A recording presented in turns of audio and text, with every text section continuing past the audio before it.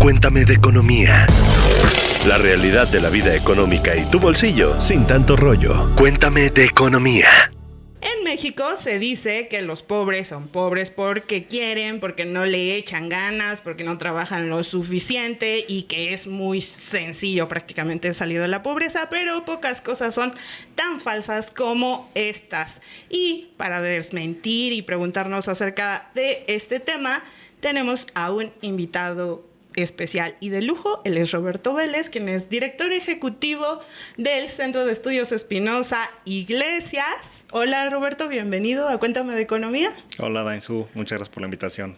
Claro, y pues está Alberto Verduzco, quien es nuestro jefe de información en Grupo Expansión. Hola Dainzú, hola Roberto, qué gusto Alberto. tenerlos. Y les recordamos que activen y se suscriban y activen las notificaciones para que no se pierdan ningún episodio, sin importar si nos ven en YouTube o cualquiera de sus plataformas de audio favoritas. Bueno, bien comentaba Dainzú, se resalta, por ejemplo, en recientes fechas el caso de Xóchitl Gálvez, que se habla de cómo vino desde abajo y hoy dónde está. Pero mira, como sabemos, este no es un caso representativo, una flor no hace primavera y salir de la pobreza no es una situación, como bien lo comentabas, de echarle ganas. La verdad es que hay muchos factores detrás, que incluso mucha gente que nace pobre está condenada a nacer, a vivir y a morir en pobreza. Es una situación muy complicada y justo ahora que el Coneval dio a conocer los datos de la pobreza, pues hay cifras que nos siguen dejando un México lastimado porque todavía sí tenemos unas cifras importantes. Estamos hablando de que 36% de la población se encuentra en esta condición. Eso sí, una buena noticia es que 9 millones salieron de la pobreza. Claro, veníamos de un punto de comparación elevado que fue lo de la pandemia. 9 millones salen de la pobreza, 38 millones están en moderada y 9 millones en extrema. Aún así, me parece que es son cifras elevadas. Muy, muy elevadas y también constantes, porque también si nos vamos a los históricos del Coneval, vemos que ha sido una constante casi, sí, yo me atrevería a decir, histórica, ¿no? Con niveles por arriba del 40% de la población en pobreza. Entonces, pues aquí nos atacan las preguntas en la mesa de economía, ¿no? En expansión. Y una de las primeras que queremos hacerte, Roberto, es ¿cuáles son las determinantes que hacen que consideremos que una persona vive en pobreza en México? O sea, ¿cómo lo medimos y cómo definimos quién cae en la condición de pobreza y quién no cae en la condición de pobreza? Bueno, en ese caso, México fue, digamos, un lugar donde se empezó a medir de manera distinta, ¿no? Y es lo que se conoce como la medida multidimensional de la pobreza. ¿Qué significa eso? Pues que estás tomando en cuenta no solo una dimensión, en este caso el ingreso de la gente, sino que incorporas otra dimensión, que en el caso de la medida en México se hace a través de lo que se conoce como carencias sociales. ¿Qué significa eso? Estás combinando dos enfoques. Uno, cuánto traigo en el bolsillo cada cierto tiempo, o sea, cuánto estoy ingresando. Y el otro es si los derechos básicos que establece la Constitución están al alcance de las personas, ¿no? Entonces, digamos, si en realidad lo que dice la ley en términos de lo que son nuestros derechos, realmente los podemos ejercer o no los podemos ejercer. Obviamente tenemos una gran variedad de derechos. En la parte de pobreza nos concentramos en los derechos que se refieren a derechos sociales, ¿no? ¿Cuáles serían? Entonces, digamos, más allá de decir exactamente cuál es cada uno, ¿qué tipo de cosas se toman en cuenta? Por ejemplo, el espacio en el que vivimos, ¿cuenta con los servicios básicos o no cuenta con los servicios básicos? ¿Nos estamos alimentando o no nos estamos alimentando? ¿Tenemos acceso a servicios de salud o no tenemos acceso a servicios de salud? ¿Tenemos acceso a la seguridad social? ¿No? Entonces son ese tipo de cosas que se toman en cuenta, y en realidad se toman en cuenta 6, aunque la ley nos sugiere que tomemos en cuenta otra cosa, que es cohesión social, pero eso a final de cuentas todavía no lo hemos armado en la medida, ¿no? Pero entonces tú lo que tienes es esa combinación de ¿estoy ejerciendo mis derechos sociales básicos, sí o no? y estoy por arriba o no de cierta línea en términos de ingreso que me permite adquirir ciertos bienes y servicios, ¿no? Entonces, así es como la medimos. Y entonces, todo esto que comentaba Beto de cuántos tenemos en pobreza, cuántos tenemos en pobreza extrema, cuántos son vulnerables por carencias sociales, cuántos son vulnerables por ingreso, cuántos no son vulnerables por ninguna de las dos, es toda la composición que nos da el mapa de pobreza en México o de no pobreza en México. Ahora, la que tú mencionabas, el 36%, se refiere a lo que es pobreza moderada, ¿sí? Que es una combinación de estar incurriendo en al menos en una de las carencias y estar en un nivel de ingreso que no nos da para cierto nivel de consumo, ¿no? Y luego, si eso se hace más drástico, entonces te vas a la pobreza extrema. Entonces tienes más número de carencias, donde pones un límite de 3 para arriba, y una línea de ingreso que es mucho más abajo, en el sentido de la puedes identificar como una línea de supervivencia, ¿no? Para la gente. Entonces, así es como se conforma. Y, bueno, cuando dices 36%, pues es mucho, sí, ¿no? Cuando estás hablando de una población de 130 Claro, millones. que desde luego que hace algunos años estábamos hablando de 50%, ¿no? De la población. No sé si ha habido una disminución, ha habido, digamos, buenos resultados, aunque quisiéramos que esta proporción fuera muchísimo menor, sobre todo por las implicaciones que tiene la pobreza en un país, ¿no? En una sociedad. Y de hecho, pues déjenme invitar a los podescuchas, ahora que nos definió Roberto la diferencia entre la pobreza extrema, pobreza moderada, si alguno de ustedes conoce o se siente identificado en esta situación, leemos sus respuestas, los comentarios en YouTube o Spotify. Roberto, es una buena noticia que tengamos 9 millones de personas menos en pobreza respecto a 2020, pero te comentaba, pues desde luego también veníamos de una base de comparación muy elevada por lo que fueron los efectos de la pandemia.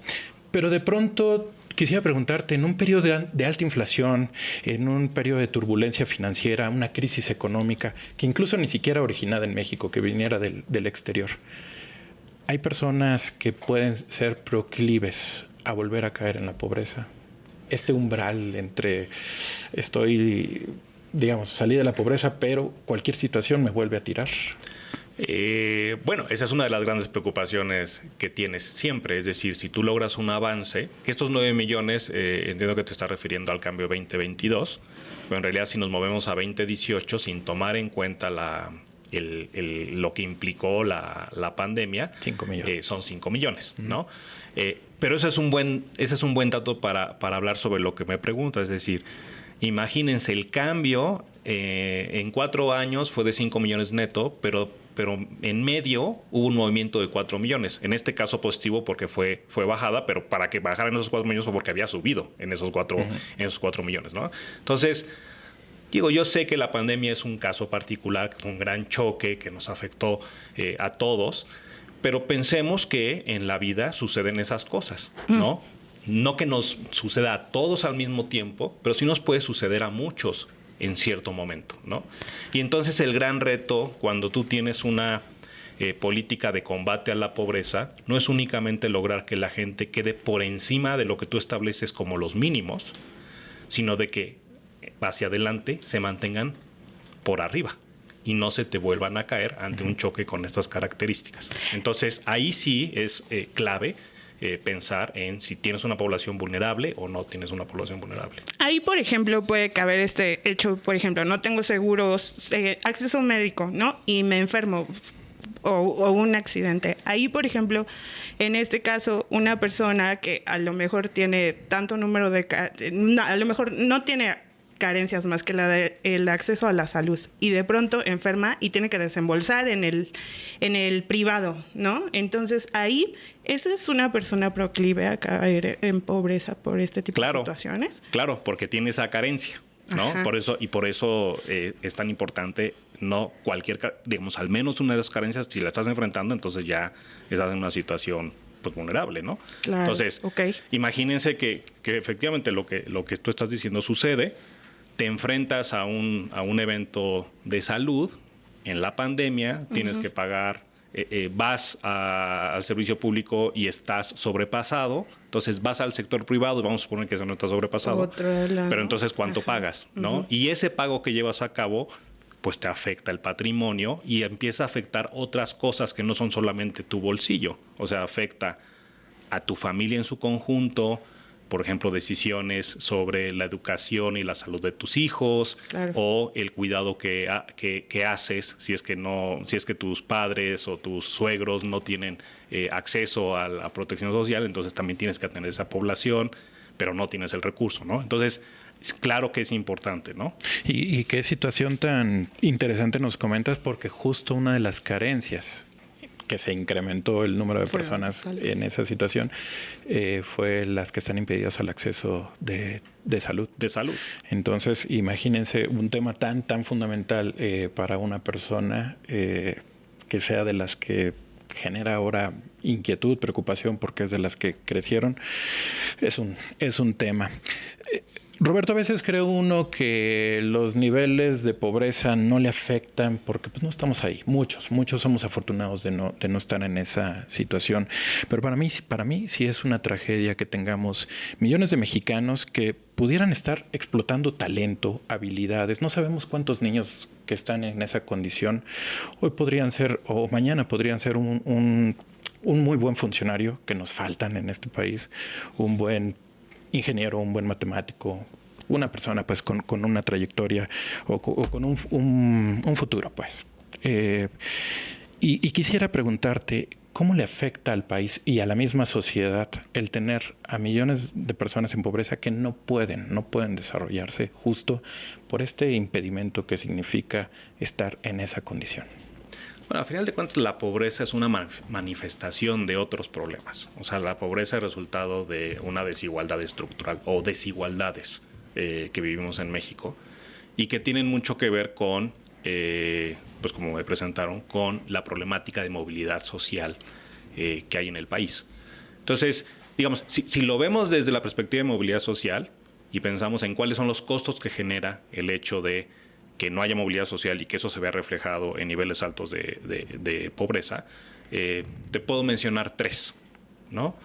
Uno es una razón de justicia social, ¿no? Básicamente. O sea, tú, si piensas en términos de movilidad social, lo que está detrás es que haya oportunidades para todos, para alcanzar su potencial, su desarrollo, ¿no?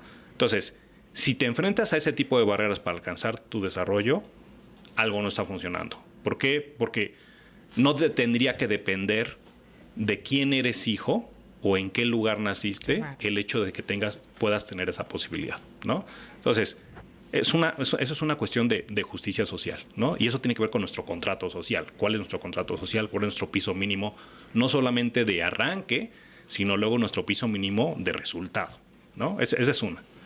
Otra tiene que ver con cohesión social, ¿no? Y te decía que en la medida en los indicadores que señala la ley en México sobre eso, cohesión social es importante. Y efectivamente lo es.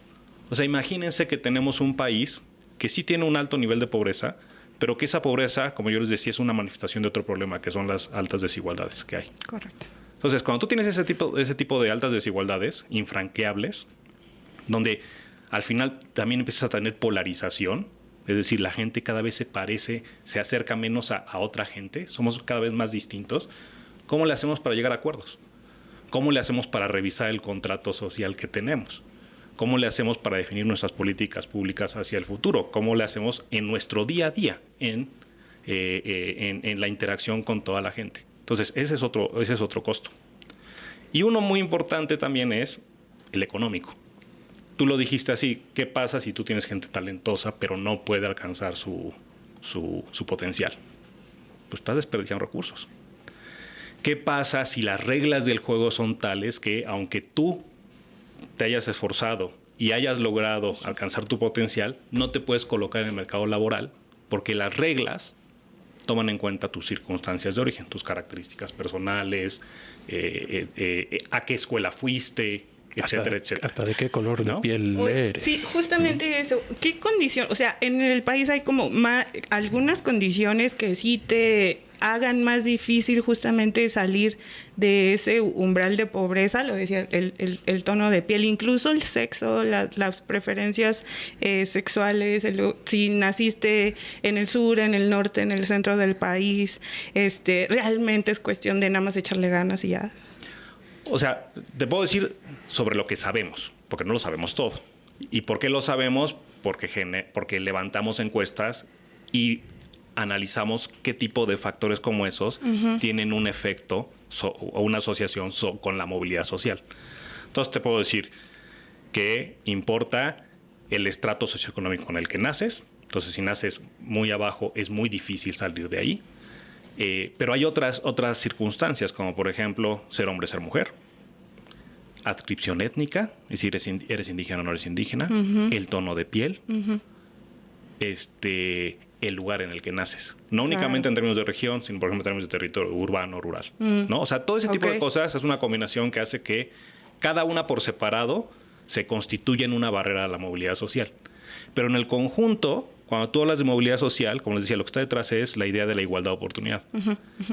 Y nosotros lo que hacemos es decir, a ver, de la desigualdad que estamos observando, la desigualdad de resultados que estamos observando, por ejemplo, en ingresos, ¿qué proporción se debe a diferencias de esfuerzo entre la gente? Es decir, me esforcé yo un poco más y entonces recibí más que alguien que se esforzó un poco menos. Pero ¿qué tanto tiene que ver con esos factores sobre los cuales no tienes control? Porque yo no elegí nacer en Ciudad de México o en Tuxtla Gutiérrez, ¿no? Tampoco elegí nacer en la casa de mis papás, sino en otra casa, ¿sí? Entonces, cuando esos factores acaban siendo te acaban explicando al menos la mitad de la desigualdad que encuentras en México, entonces tenemos un problema, ¿no? Porque ¿qué es lo que tú esperarías en el extremo? Pues que toda la desigualdad de resultado que tú encuentras, toda la desigualdad en términos de ingreso que tú encuentras, se explique únicamente por diferencias, sí de talento, de alcance potencial, pero sobre todo de diferencias en el esfuerzo y no por factores sobre los cuales tú no tienes nada que decir ni nada que hacer. Roberto, para ir cerrando, desde tu perspectiva y también la del Centro de Estudios Espinosa Iglesias, ¿cuáles serían las políticas públicas adecuadas para tratar de erradicar estos dos problemas, pobreza y desigualdad, que han sido lastres por décadas? No ha sido de este sexenio, sino venimos arrastrándolas de muchísimo tiempo atrás. Y sobre todo considerando que ya se vienen las precampañas, van a empezar a salir los políticos a levantar la banderita de yo voy a erradicar la pobreza, que nomás nos prometen, pero nada. Discurso de cada 6 años, ¿verdad? Eso, ya nos lo sabemos, pero la fórmula nomás no da.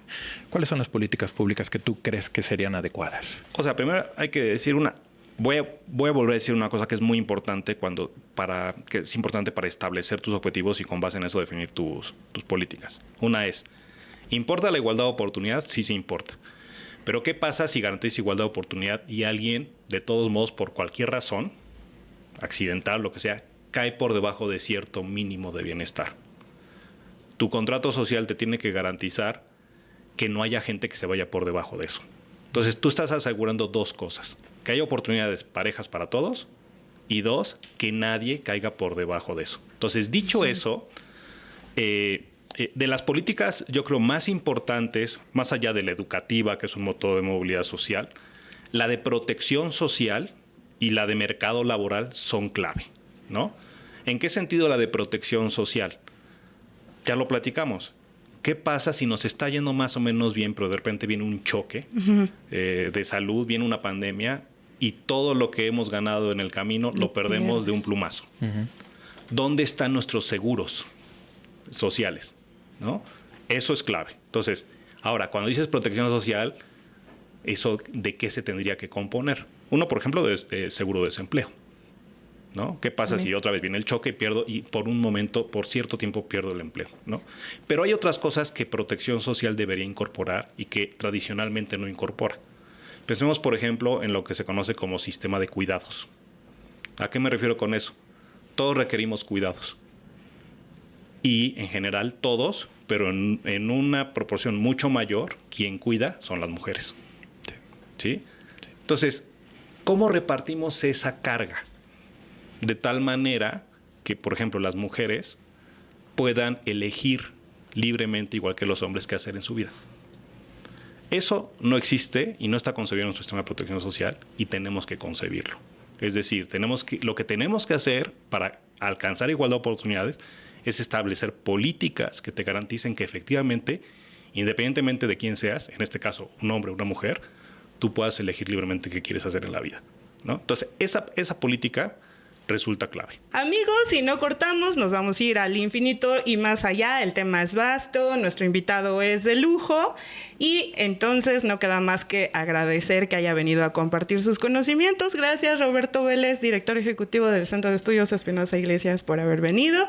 Gracias a Beto y podescuchas, no olviden activar sus notificaciones para que todos los lunes escuchen un capítulo nuevo de Cuéntame de Economía. Mientras, pues recomiéndennos y califíquenos con la maximísima calificación que están en todas las plataformas de audio y en video de YouTube. Nos escuchamos el próximo lunes. Cuéntame de Economía, un podcast de Expansión. Disponible todos los lunes en nuestro canal de YouTube.